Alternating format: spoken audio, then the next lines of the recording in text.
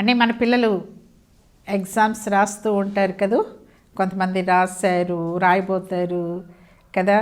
మరి ఎవరైనా కానీ ఇంట్లో ఉన్న పిల్లలు వారి యొక్క ఏజ్ని బట్టి లేకపోతే వారి యొక్క చదువులను బట్టి ఖచ్చితంగా వారు ఎగ్జామ్స్ పరీక్షలు రాయాల్సిందే కదా.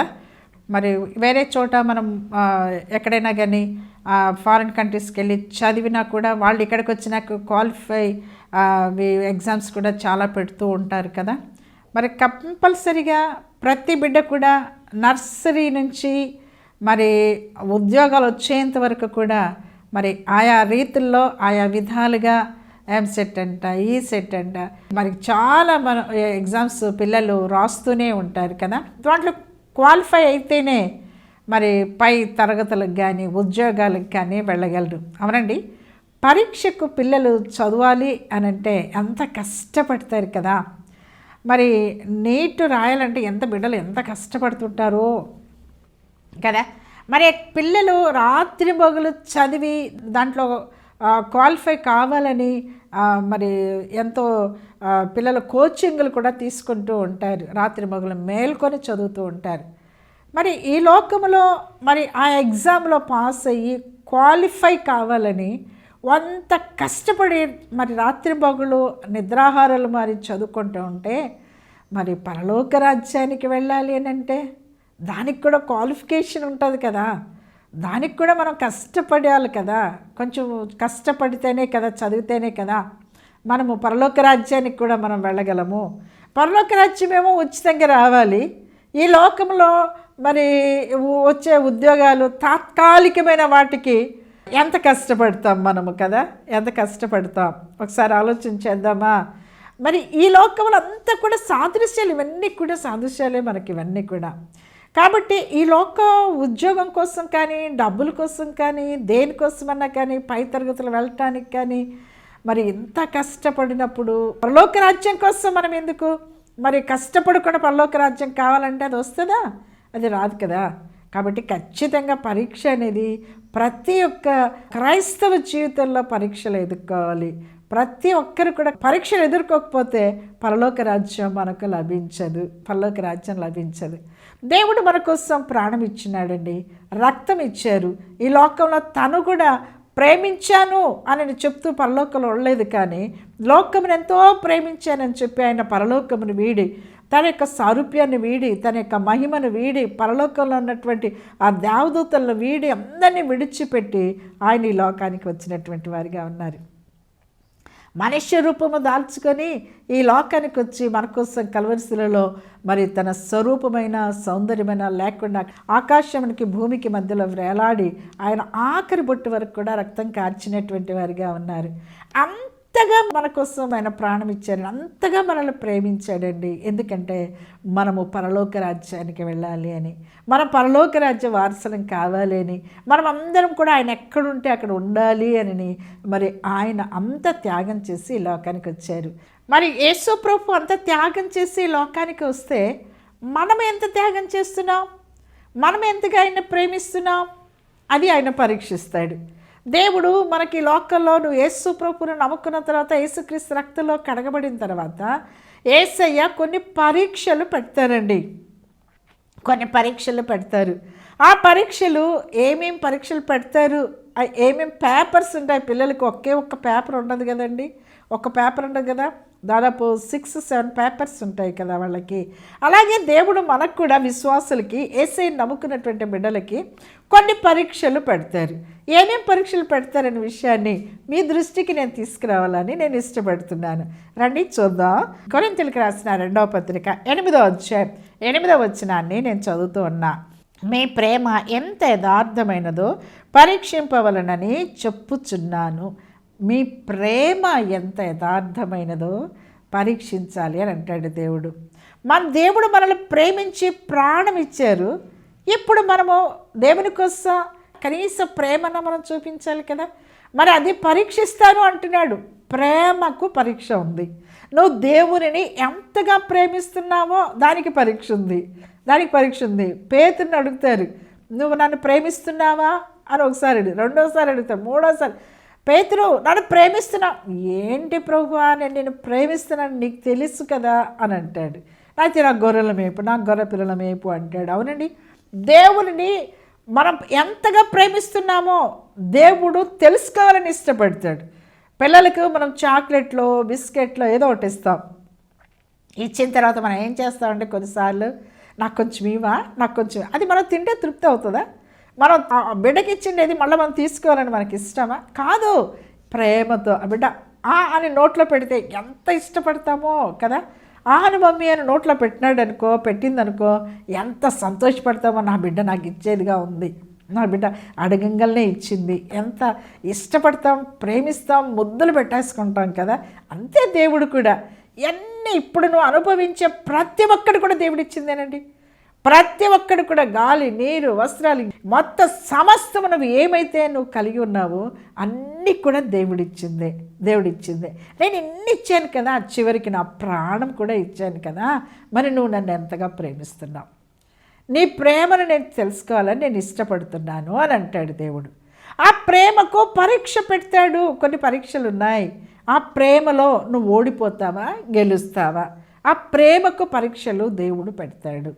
మరి ప్రేమిస్తున్నాను అని క్రియారూపకంగా నువ్వు చెప్పగలవా? ఏదైనా శోధనలు వస్తే ఆ శోధనలో ప్రభువుని విడిచిపెట్టకుండా దేవుణ్ణి ప్రేమిస్తున్నావా? దేవుడు ఇచ్చేటువంటి ఈ పరీక్షలో నేను నిలబడగలుగుతున్నావా? లేకపోతే దేవుణ్ణి వదిలేసి వెళ్ళిపోతున్నావా? ఇది ఒక పరీక్ష. దేవుడు మన ప్రేమను పరీక్షించేటువంటి వారిగా ఉన్నారు. చూద్దారండి, ఇంకొన్ని చూస్తాను. అది మొదటిది. రెండవది ఏంటి అని అంటే దినవృత్తాంతాలు 2వ గ్రంథం 16వ అధ్యాయం 9వ వచనం. తన ఎడల యథార్థ హృదయము కలవారిని బలపరచుటకై యెహోవా కనుదృష్టి లోకమందంతటా సంచారము చేయుచున్నది. ప్రేమ ఎంత యథార్థమైనదో పరీక్షించాలనుకున్నాడు. అంటే యథార్థవంతులను దేవుడు కనుదృష్టి, ఎవరైనా ఉన్నారా యథార్థంగా నన్ను ప్రేమించేవారు అని లోకమంతా ఆయన కనుదృష్టి సంచారం తిరుగుతూ ఉందంట.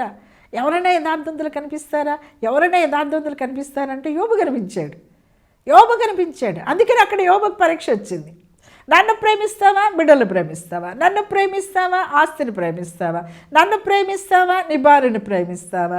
ఏం ప్రేమిస్తావో చూస్తానని సాతాను తనే ఛాలెంజ్ చేశాడు దేవుడు యోబు యొక్క ప్రేమను పరీక్షించాడు. అక్కడ ప్రభు వీటన్నిటికంటే ముఖ్యంగా నేను నిన్నే ప్రేమిస్తాను అని ఏది పోయినా దేవుడు ఇచ్చాడు, దేవుడు తీసుకున్నాడు అన్నాడు. యథార్థంగా ఉన్నదా లేదా నీ ప్రేమ? నువ్వు ప్రేమించేదే అడుగుతాడు. ఇది నాకు చాలా ఇష్టం ప్రభువా, నేను దీన్ని వదులుకోను ప్రభువా, నీకోసం నేను ఏమన్నా చేస్తాను, కానీ ఈ సినిమాలు మాత్రం నేను వదలలేను ప్రభువా.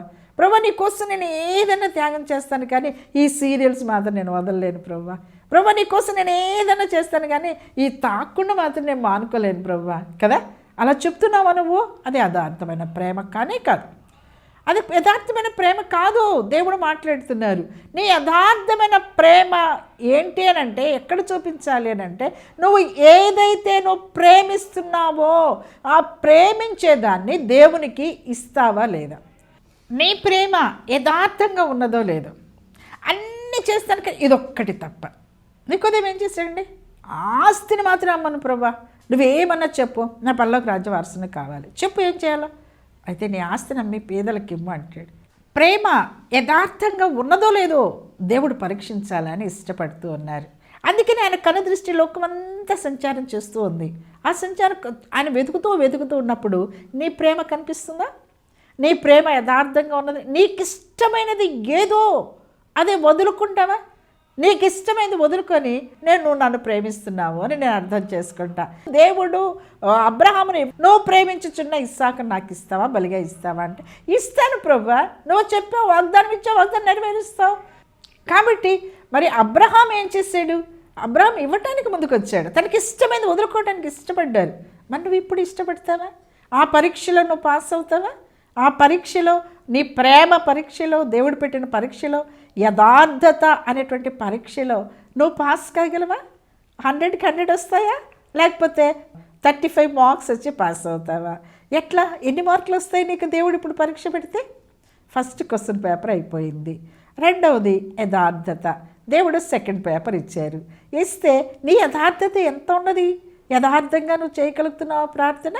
బలవంతంగా చేస్తున్నావా? దేవుడు మాట్లాడుతూ ఉన్నారు.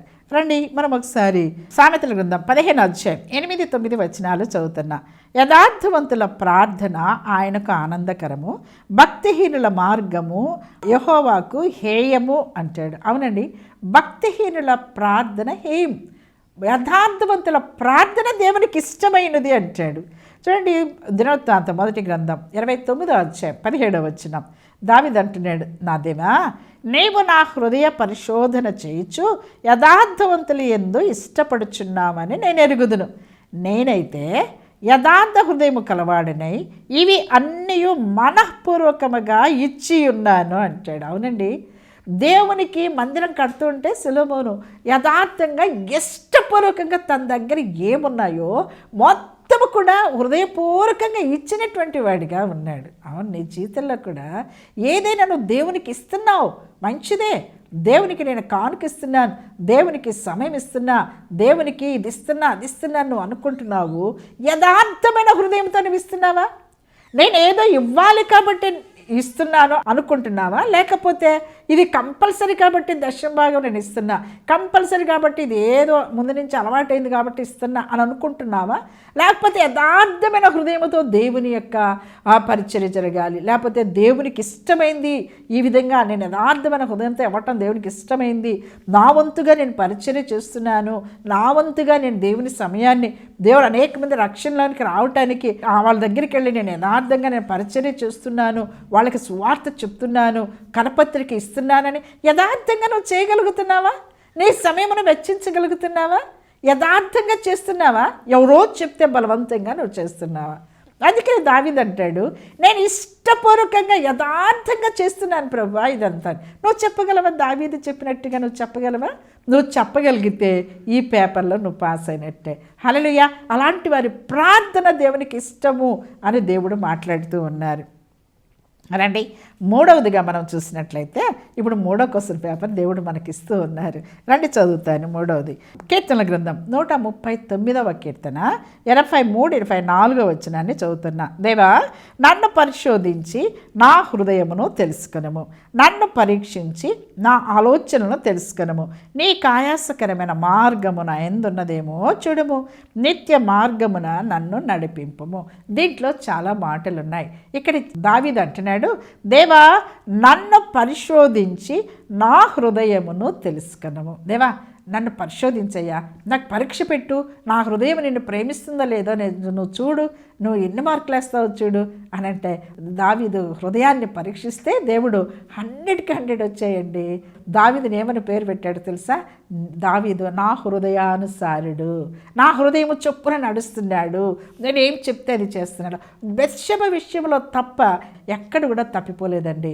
దేవుడు ప్రతి చిన్న విషయంలో కూడా, ప్రభువా నేను అక్కడికి వెళ్ళనా, వీళ్ళ మీద యుద్ధానికి వెళ్ళనా, ప్రభువా నేను ఇక్కడ కూర్చోనా, వాళ్ళతో మాట్లాడనా, ప్రతి చిన్న విషయం కూడా దావీదు దేవుని దగ్గర విచారణ చేసినట్లుగా మనం చూస్తాం. నువ్వు విచారణ చేస్తున్నావా? ఏదైనా కొనుక్కోవాలన్నా, నేను ఎక్కడైనా షాపింగ్కి వెళ్ళినా కూడా నేను ఏం చేస్తానో తెలుసా? ప్రభువా నేను ఇది కొనుక్కోవటం నీ చిత్తమా, ప్రభువా నేను ఈ షాప్కి వెళ్ళటం నీ చిత్తమా, ప్రభువా నేను ప్రార్థన చేసి వెళ్తాను. అవునండి, ప్రతి చిన్న విషయాన్ని కూడా మనం దేవుని దగ్గర మనం ప్రార్థన చేయాలి. దావీదు హృదయాన్ని పరీక్ష పెట్టేటువంటి దేవుడుగా, హృదయంలో మనం ఏం తలస్తున్నాం? హృదయము అన్నిటికంటే మోసకరమైంది, అది గొప్ప వ్యాధి కలిగింది. కనుక దేవుడు అడుగుతున్నాడు, నా కుమారుడా నీ హృదయం నాకిమ్ము అన్నాడు. దావీదు హృదయాన్ని ఇచ్చేసాడు, ఇంకెవరికి ఇలా. నా హృదయం అమ్మాయికి ఇచ్చాను, నా హృదయం అబ్బాయికి ఇచ్చాను, నా హృదయం నా భర్తకి ఇచ్చాను, నా హృదయం నా భార్యకి ఇచ్చాను, నా పిల్లలకి ఇచ్చానని నువ్వు చెప్తే అక్కడ 0 మార్క్స్ వస్తాయి. నిజమే, వాళ్ళు ప్రేమించొద్దు అని కాదు, ప్రేమించాలి. ఎవరి తర్వాత? మొట్టమొదట దేవుణ్ణి మనం ప్రేమించాలి. దేవునికి స్థానం మన హృదయంలో ఉండాలి. కొంచెం స్థలం ఇస్తారా? అమ్మాయి చనిపోయిందని కేకలేస్తే ఏడుస్తుంటే నాకు కొంచెం స్థలం ఇస్తారా, నేను లోపలికి వస్తాను అన్నాడు దేవుడు.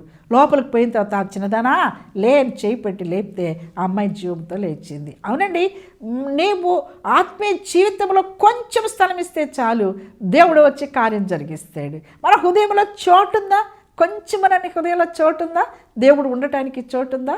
హృదయమును పరీక్షించేటువంటి దేవుడిగా ఉన్నాడు. మూడవది, హృదయాన్ని పరీక్షిస్తాడు. అది ఘోరమైన వ్యాధి కలిగింది కనుక ఇంకా పాపపు వ్యాధితోనే ఉన్నావా, లేకపోతే దేవుడు వచ్చి కూర్చొని హృదయంలో నివాసం చేసేటువంటి హృదయంగా ఆ హృదయం ఉన్నదా అని దేవుడు హృదయాన్ని పరీక్షించేటువంటి దేవుడిగా ఉన్నాడు. నీ హృదయం ఎలా ఉంది? నీ హృదయంలోనికి ఆయన రాగలడా? స్వేచ్ఛగా రాగలడా? ఆయన నీ హృదయంలోకి వచ్చి హృదయం కూర్చొని మరి దేవుడు నీతో మాట్లాడగలడా? హృదయానికి చోటు ఉన్నదా ఆయనకి? లేకపోతే వేరే వేరే వేరే అన్ని హృదయంలో నింపేసుకున్నావా?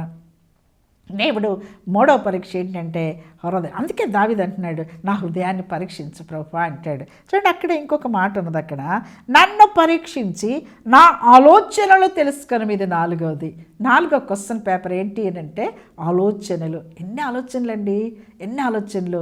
ఆదికాండంలో మనం చూస్తాం, వారి తలంపులన్నీ కూడా బహు చెడ్డవి అని రాయబడిందండి. ఆ చెడ్డ తలంపులు చూచి దేవుడు ఏం చేస్తాడో తెలుసా?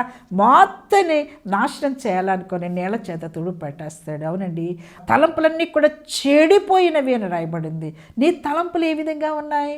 దేవుని యొక్క తలంపులు ఏ విధంగా ఉన్నాయి తెలుసా? నీ పట్ల బహు ఆశ్చర్యకరమైన తలంపులు ఉన్నాయి. నీ పట్ల దేవుడు గొప్పగా నీ తలంపులో దేవుడు నీ పట్ల ఆలోచన చేస్తున్నాడు. నిన్ను ఒక గొప్ప వ్యక్తిగా చేయాలని, నిన్ను సమృద్ధిలోనికి తేవాలని, నిన్ను బహుగా ఆశీర్వదించాలని, తన దగ్గర ఉన్నవన్నీ కూడా నీకు ఇవ్వాలని దేవుడి ఇష్టం, దేవుని తలంపది. అయితే దేవుడు వచ్చి నీ హృదయంలో ఉండి నీ ఆలోచనలు చూస్తున్నాడు. ఆయన ఆలోచనలకు ఒక పరీక్ష పెడుతున్నాడు. నీ ఆలోచనలు ఏ విధంగా ఉన్నాయి? అంత నువ్వు చేసుకున్నవన్నీ నీ సొంత తలంపుతోనే చేసుకుంటున్నావా? నీ సొంత ఆలోచన చేసుకుంటున్నావా? దేవుని ఆలోచన ఏమన్నా అడుగుతున్నావా? ప్రభువా, నేను ఇది చేయొచ్చా, నేను ఇది చేయకూడదా? ప్రభువా, నేను ఎంఏ చేస్తున్నా, నేను బిఎడ్ చేస్తున్నా, ప్రభా నేను ఏం చేయాలో చెప్పు, ప్రభా నేను ఉద్యోగం చేస్తున్నా, దేవుని దగ్గర అడిగి నేను చేశాను. అవునండి, మనం చదువుకునేది కూడా దేవుణ్ణి అడగాలి. మనం ఉద్యోగం చేసేది కూడా దేవుణ్ణి అడగాలి. నీ ఆలోచనలు ఏ విధంగా ఉన్నాయి? దేవుణ్ణి అడిగి చేస్తున్నావా? నీ తలంపులు ఏ విధంగా ఉన్నాయి? ఆ ఆదికాండంలో దేవుడు సృష్టించిన తర్వాత వారి తలంపులు, వారి ఆలోచనలన్నీ చెడిపోయి ఉన్నాయంట. నీ ఆలోచనలు ఇప్పుడు ఎలా ఉన్నాయి? చెడిపోయి ఉన్నాయా? నేను ఇది అయిపోగానే నేను అటుపోవాలి, ఇది అయిపోగానే నాకు కాలేజ్ అయిపోగానే, లేకపోతే వంట అయిపోగానే నేను సీరియల్ దగ్గర కూర్చోవాలి, నేను వంట అయిపోగానే వాళ్ళతో ముచ్చట పెట్టుకోవాలి. ఇదే నా ఆలోచనలు. దేవుని సన్నిధి ఎప్పుడెప్పుడు వంట చేసుకుందామా, అయిపోయినాక దేవుని సన్నిధిలో కూర్చుందామా. నేను ఎప్పుడు అలా ఆలోచించేసేదాన్ని. ఎప్పుడెప్పుడు త్వరగా అన్ని పనులు చేసేసుకుని మరి ఎవరు డిస్టర్బెన్స్ లేకుండా దేవుని సన్నిధిలో పోయి కూర్చొని ప్రార్థన అవసరంగా దేవుని సన్నిధిలో కూర్చునేదాన్ని. అవునండి, మన తలంపులు ఆ విధంగా ఉంటే దేవుడు నిన్ను హెచ్చిస్తాడు. దేవుడు లోకానికి తీసుకెళ్తానని దేవుడు నన్ను ఎన్నో పరీక్షలు పెట్టాడు. నాకు అన్ని పరీక్షల్లో నేను పాస్ అయ్యాను కాబట్టి ఇప్పుడు నీ ఎదుటొచ్చి నేను మాట్లాడగలుగుతున్నాను. అవును, ఆ ధైర్యం కూడా నాకు లేదు, కానీ ఆ ధైర్యం ఇచ్చింది కూడా ఆయనే. నేను నిన్ను లోకానికి తీసుకెళ్తానని దేవుడు లోకానికి తీసుకొచ్చారు. మన ఆలోచనలు ఏ విధంగా ఉన్నాయి? ఆలోచనలు దేవుడు పరీక్షించేటువంటి వారిగా ఉన్నారు. ఐదవదిగా మనం చూస్తే అక్కడ దావీదు అంటాడు, నీకు ఆయాసకరమైన మార్గమున ఎందున్నదేమో నన్ను పరీక్షించు అంటాడు. ఐదవదిగా ఏం పరీక్ష అంటే ఏం క్వశ్చన్ పేపర్ తెలుసా? ఐదవది మార్గము పరీక్షిస్తాడు. నువ్వు వెళ్ళే మార్గం ఎలా ఉంది? నువ్వు వెళ్ళే మార్గం దేవుడు అంటాడు, ఇరుకైన మార్గంలోనికి రండి అంటాడు. నువ్వు నడిచేదాన్ని ఇరుకైనది. క్రైస్తవ జీవితం ఇరుకైనది. అది చేయొద్దంటాడు, ఇది చేయొద్దంటాడు, అది కూర్చోదు, ఇది కూర్చోదు, అలా మాట్లాడేది, ఇలా అవును, ఈజీ అయిపోతుందండి. దేవుడిని నువ్వు నిజంగా హృదయపూర్వకంగా దేవుడిని నువ్వు స్వీకరిస్తే, హృదయంలోనికి ఆయన చేర్చుకుంటే ఎంత ఈజీనా మనకిచ్చి అనిపిస్తుంది. ఇప్పుడు ఏదైనా ఒక రోత నువ్వు పోసేటప్పుడు ఏదైనా ఒకటి రోత కనిపిస్తుంది అనుకో, ఒక డట్టిగా అక్కడ ఏదైనా కనిపిస్తే దాన్ని నువ్వు అట్లా తిప్పుకొని వెళ్తావా, లేకపోతే దాని మీద వెళ్ళటానికి ఇష్టపడతావా? కదా, అసహ్యంగా కనిపించినప్పుడు వెంటనే ముక్కు మీద గొడ్డ వచ్చేస్తుంది, మనం దారి తప్పిస్తాం కదా. అంతే క్రైస్తవ జీవితంలో నువ్వు నిజంగా దేవుని హృదయంలో నువ్వు చేర్చుకొని దేవునితో నడుస్తున్నట్లయితే ఎట్లా అనిపిస్తుంది తెలుసా? ఈ లోకము పెంటతో సమానంగా నేను చూస్తున్నాను అంటాడు పౌలు గారు. అట్లనే కనిపిస్తుందండి. ఆ పాపము ఏదైనా మన కంటికి కనిపించినా, చెవులకు వినపడ్డా, నోటితో మాట్లాడే పరిస్థితులు వచ్చినా వెంటనే ఏమొస్తుంది తెలుసా? అది నేను చేయను, అది చూడను అనిపిస్తుంది అనమాట. అవునండి, నీ మార్గము ఎలా ఉన్నదో పరీక్షించేటువంటి దేవుడిగా ఉన్నాడు. ఏ మార్గంలో వెళ్తున్నావు? చెడు మార్గంలో వెళ్తున్నావా? నువ్వు తప్పిపోయేటువంటి మార్గంలోకి వెళ్తున్నావా? సాతాను మార్గంలోకి వెళ్తున్నావా? మనుషుల మార్గంలో వాళ్ళు ఏం చెప్తే చేస్తున్నావా? వాళ్ళ మెప్పు కోసం నువ్వు చేస్తున్నావా? దేవుని కోసం నువ్వు చేస్తున్నావా? అదొక పరీక్షగా దేవుడు చేస్తాడు. హల్లెలూయా. ఈ పరీక్ష పేపర్ ఇస్తే ఎన్ని మార్కులు వస్తాయి నీకు? నీ మార్గం ఎలా ఉన్నది? నీ మార్గం ఎలా ఉన్నది? పనులన్నీ ముగించుకొని మొబైల్ తీసుకొని పడుకున్నావా? ఆ టైంని దేవుని సన్నిధిలో గడిపితే ఎలా ఉంది నీ మార్గం? ఏం ఆలోచిస్తున్నావు నువ్వు? టైం అయిపోతుంది, గబగబా మొబైల్ తీసుకొని అన్ని రీల్స్ అన్నీ తిప్పుతుంటారు కొంతమంది. అవునండి, అదంతా చాలా టైం సాతానుడు పెట్టింది, టైం వేస్ట్ కోసం పెట్టాడు అదంతా. నువ్వు దాంట్లో ఒకవేళ ఆ మార్గంలో నుంచి వెళ్తున్నావేమో, నీ కళ్ళు చిక్కుబడిపోతాయి, దాంట్లో చిక్కుబడి ఉన్నాయేమో, ఆ మార్గం నుంచి తప్పించుకుంటావా? దేవుడు నీ దగ్గరికి వచ్చి అడుగుతున్నాడు, ఈ క్వశ్చన్ పేపర్ ఇస్తే నీకు ఎన్ని మార్కులు వస్తాయి? ఒకసారి ఆలోచించేయి. రండి ఇంకొక మాట చూద్దాం. సమూయేలు మొదటి గ్రంథం 2వ అధ్యాయం 3వ వచనాన్ని చూస్తే, యెహోవా అనంత జ్ఞానియగు దేవుడు, ఆయనే క్రియలను పరీక్షించువాడు. ఇది ఎన్నోదండి? 6వ question paper, 6th question paper దేవుడు మనకిస్తున్నాడు. విశ్వాసిగా, దేవుడు నమ్మిన బిడ్డగా ఈ 6వ క్వశ్చన్ పేపర్ ఏంటి అంటే, ఆయన క్రియలను పరీక్షించేటువంటి దేవుడిగా ఉన్నాడు. నీ క్రియలు ఏ విధంగా ఉన్నాయి? మార్గాన్ని పరీక్షిస్తాడు, యథార్థతను పరీక్షిస్తాడు, ప్రేమను పరీక్షిస్తాడు, నీ యొక్క ఆలోచనలను పరీక్షిస్తాడు. దేవుడు ఇప్పుడు ఇంకో మాట చెప్తున్నాడు. 6వదిగా ఏం పరీక్ష పేపర్ ఇస్తున్నారు మనకు అనంటే, క్రియలను పరీక్షించేటువంటి వారిగా ఉన్నారు. నీ క్రియలు ఏ విధంగా ఉన్నాయి? నీ క్రియలను బట్టే తీర్పు తీర్చబడును అని రాయబడింది. నువ్వు ఏం క్రియలు చేస్తావో దాన్ని బట్టే తీర్పు తీర్చబడి నువ్వు ఇటు నరకానికి వెళ్తావా, ఇటు మోక్షానికి వస్తావా? ఇటు మోక్షానికి నీ క్రియలను బట్టే తీర్పు జరుగును అన్నది. తను చేసేటువంటి క్రియలను బట్టే తీర్పు జరగడం కొరింథీ పత్రికలో చాలా స్పష్టంగా ఉంది. అవునండి, నువ్వు ఆ క్రియలను, నీ క్రియలను పరీక్షించుకునేటువంటి వారిగా. అందుకే నిన్ను నువ్వు పరీక్షించుకో అంటాడు దేవుడు. ఏమంటాడండి దేవుడు? బల దగ్గరికి వెళ్ళినప్పుడు తన్ను తాను పరీక్షించుకొని అంటాడు. మన క్రియలను మనం పరీక్షించుకోవాలి, మన ఆలోచనలు పరీక్షించుకోవాలి. ఇవన్నీ యథార్థంగా ఉన్నా లేదా? ఇవంతా నేను నిజంగా దేవునికి అనుకూలంగా ఉన్నానా లేదా? దేవునికి ఇష్టంగా నేను బ్రతుకుతున్నానా లేదా? ఇవన్నీ పరీక్షించుకున్నప్పుడు బలలో మనము చేయి వేయాలి. దేవుడు ఇక్కడ 6వదిగా ఏం చెప్తున్నారంటే, క్రియలను నువ్వు చేసే ప్రతి క్రియను నేను పరీక్షిస్తాను అంటున్నాడు. మరి క్రియ అనేటువంటి పరీక్ష పేపర్ నీకు ఇచ్చినప్పుడు నువ్వు పాస్ అవుతున్నావా? ఎన్ని మార్కులు వస్తున్నాయి దాంట్లో? ఒకసారి నేవంతకు నువ్వు అన్నీ టిక్ మార్క్ పెట్టుకొని మార్క్స్ కౌంట్ చేసుకో, ఎన్ని మార్కులు వస్తున్నాయో ఒకసారి ఆలోచించేద్దాం. రండి ఇంకొక మాట నేను మీకు దృష్టికి తీసుకురావాలని ఇష్టపడుతున్నా. ఇర్మియా గ్రంథం 17వ అధ్యాయం 10వ వచనం, ఒకని ప్రవర్తనను బట్టి వాని క్రియల ఫలము చొప్పున ప్రతీకారము చేయుటకు యెహోవా అను నేను హృదయములను పరిశోధించువాడను, అంతరింద్రియములను పరీక్షించువాడను. ఇక్కడ దేవుడు ఏమంటున్నాడంటే, హృదయములను, అంతరింద్రియములను పరీక్షించేటువంటి దేవుడు. ఇది 7వ ప్రశ్నాపత్రం. 7వ ప్రశ్నాపత్రంలో దేవుడు ఏమంటున్నాడంటే, అంతరింద్రియములను, నువ్వు లోపల అంతరింద్రియాలను కూడా నీ స్పర్శ ఏ విధంగా ఉంది, నీ యొక్క జ్ఞానేంద్రియాలు ఏం పని చేస్తున్నాయి, దేనికోసం పనిచేస్తున్నాయి? దేవుని కోసం పనిచేస్తున్నాయా? ఇహలోక సంబంధమైన వాటి కోసం పనిచేస్తున్నాయా? నువ్వు ఇహలోక సంబంధంలో ప్రేమించే వాటి కోసం పనిచేస్తున్నాయా? నీ జ్ఞానేంద్రియాలు దేనికోసం పనిచేస్తున్నాయనే విషయాన్ని, అంతరింద్రియాలను దేవుడు పరీక్షించేటువంటిది. అంతరంగ స్వభావమును మనం మంచిగా ధరించుకోవాలి అని అంటాడు. అంతరంగ స్వభావమును దేవుడు పరీక్షించేటువంటి దేవుడిగా ఉన్నాడు. హల్లెలూయా, హల్లెలూయా. 7 ప్రశ్నాపత్రాలు దేవుడు నీ ఎదుట పెట్టాడండి. ఈ 7 ప్రశ్నాపత్రాల్లో నువ్వు ఎన్నిట్లో 1-2 దానిలలో నీకు 100% వచ్చినా, ఏ ఒక్క దాంట్లో ఫెయిల్ అయిపోయినా నువ్వు ఫెయిలే కదా, పరలోక రాజ్యానికి వెళ్తామా మనము? కాబట్టి 7 క్వశ్చన్ పేపర్స్ కూడా మనం ఏం చేయాలంటే, అన్నిట్లో పాస్ మార్కులైనా రావాలి, లేకపోతే 100 డిస్టింక్షన్ రావాలంటే 100 మార్క్స్ అయినా రావాలి. ఎట్లా వస్తుంది? వాడి క్రియలు చెడ్డవండి. అపవాది వాడి తలంపులే చెడ్డవి, మరి వాడి క్రియలకు మరి నువ్వు లోనైపోయి. ఒక మాట చూడండి, యోహాను సువార్త 3వ అధ్యాయం 19వ వచనంలో ఒక మాట చదువుతున్నా, వెలుగు లోకములోనికి వచ్చిన కానీ తమ క్రియలు చెడ్డవైనందున మనుష్యులు వెలుగును ప్రేమింపక చీకటినే ప్రేమించిరి అని రాయబడింది. అవునండి, క్రియలు చెడ్డవి కనుక ఏసీ దగ్గరికి రావట్లా. నేను అలా ఉండలేనులే, ఇలా మాట్లాడకుండా నేను ఉండలేనులే అని చాలామంది ఏసీని నమ్ముకోకుండా దూరం, విశ్వాసాలు కూడా అనేకులు దూరం అయిపోతున్నారు. ఎందుకో తెలుసా? ఏసీ దగ్గరికి వస్తే ఇవన్నీ తన వెలుగులో వాక్యంలో చూపిస్తాడు కనుక ఏసీ ఏం అవసరం లేదు. మాకు నిత్య నరకం నీ కోసం వేచి ఉంటుంది. ఈ చిన్నది నువ్వు సరి చేసుకోలేకపోతే, ఈ చిన్న పరీక్షలో నువ్వు పాస్ కాలేకపోతే యుగాయుగముల మండే కొండములో నువ్వు కాలిపోతావా? చిన్న పరీక్షకి నువ్వు పాస్ కాలేవా, దాన్ని విడిచిపెట్టలేవా, నువ్వు ప్రేమించేది విడిచిపెట్టలేవా? దేవుడు మాట్లాడుతుండగా నేను పరీక్ష చేసుకొని 7 క్వశ్చన్ పేపర్స్ దేవుడు నీ ఎదుట పెట్టిండగా నీవంతకు నువ్వే పరీక్షించుకొని దానిలో నువ్వు మంచి మార్కులతో మంచి ర్యాంకులో పాస్ కావాలని పరిశుద్ధాత్మ దేవుడు నీతో మాట్లాడుతున్నాడు. పరిశుద్ధాత్మ దేవునికి నువ్వు చోటిస్తే ఆయనే నిన్ను పరీక్షించి పరిశీలించి చక్కగా మార్కులు వేసి ఏది వదిలిపెట్టాలో దాన్ని వదిలిపెట్టించి యేసయ్య రక్తంలో నిన్ను కడిగేటట్టుగా యేసయ్య దగ్గర తీసుకొని వస్తాడు. ఆయన అగ్నిని మీద కుమ్మరించబడి వేస్ట్ అన్ని కాల్ చేసి నిన్ను పరిశుద్ధంగా చేస్తాడు. ఆ విధంగా చేయటానికి నువ్వు ఒప్పుకుంటావా? నీకోసం నేను ప్రార్థన